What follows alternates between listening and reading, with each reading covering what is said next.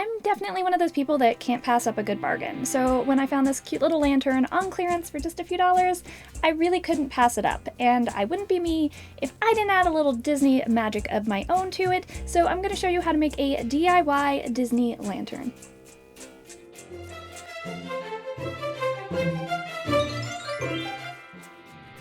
I got this little guy on clearance at Aldi for just literally a few dollars, so it was a major steal. But you can pretty frequently find similar things in all kinds of different places. Target, Walmart, Dollar General, that kind of place often has things like this lantern.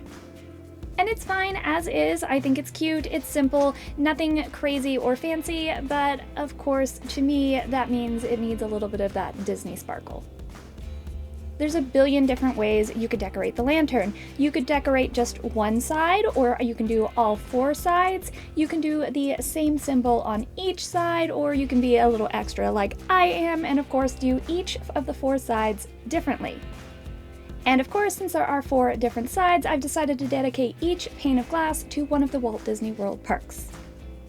And of course, there are tons of ways to actually decorate the glass. You could do etched glass, you could paint on it with acrylic, you could buy a sun catcher or stained glass paint, or if you want to do a very black and white contrasty silhouette version like I am doing, you could even just cut out paper if you wanted. But today I'm going to use my Cricut and cut out some black vinyl. My first step was actually to see what sort of space I was working with, so I measured the glass. The side with the door is actually a different size than any of the others because you're losing space for the door, but the other three are identical. So I have to keep that in mind later when I'm choosing which art to put on which side. Of course, since I am notoriously picky, I'm making all of my own artwork, but you can search for clip art on the internet and find all kinds of great options.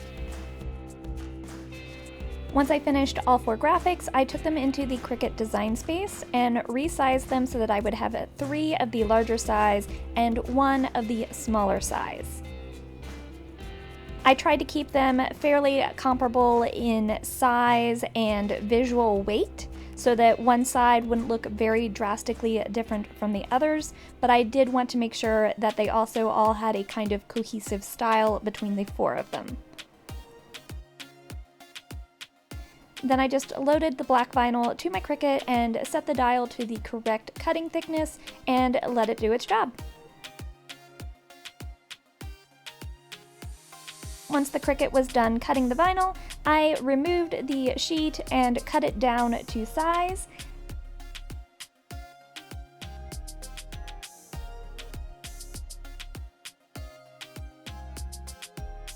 And then I was ready to weed out the excess vinyl. Once I've weeded out all the vinyl I don't want, I can now put this onto the transfer paper. Now I have all of my images put onto transfer paper, but before I just stick them onto the lantern, I want to make sure that I clean the glass really well. The slightest bit of dirt or oil on that glass can keep your vinyls from sticking and staying very well.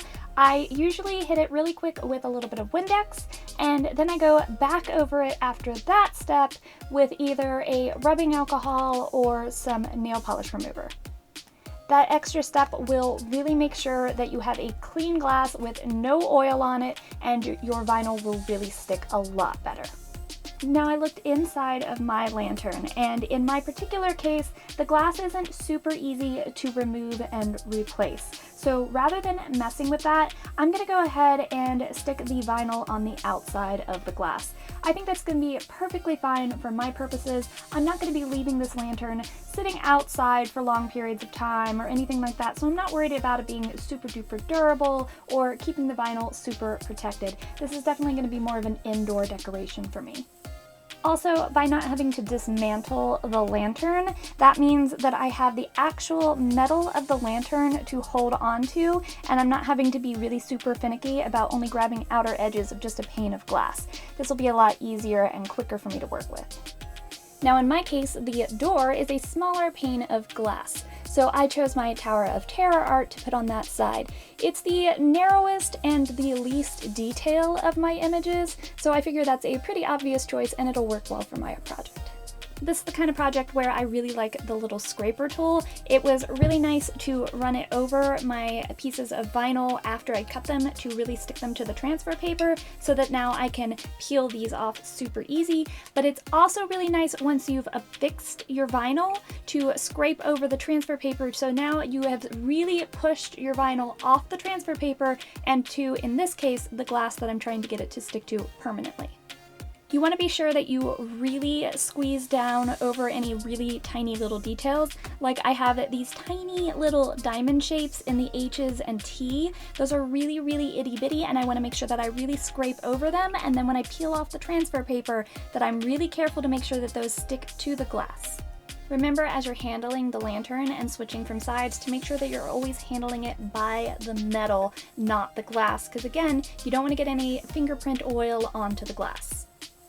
And I don't know how well you can see it with transparency on video, but now my lantern has a Tower of Terror on one side, the Tree of Life on another.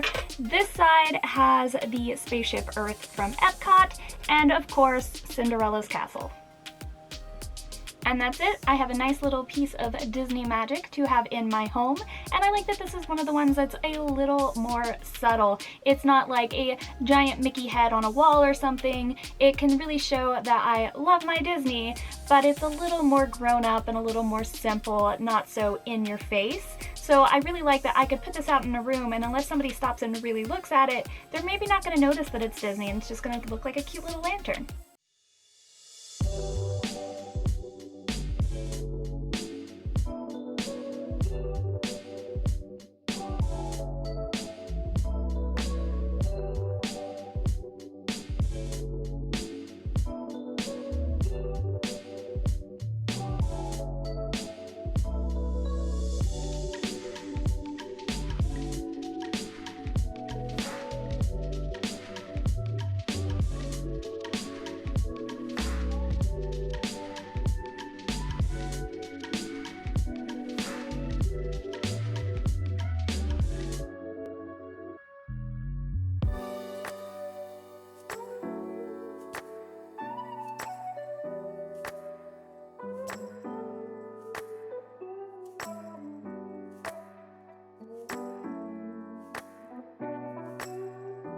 So how do you think my DIY Disney lantern turned out? If you liked it and you enjoyed this video, I hope you'll like and subscribe down below. Ring the little bell and you'll get an email notification every time I upload a new video. I hope this inspired you and you have a beautiful day. I'll see you next time.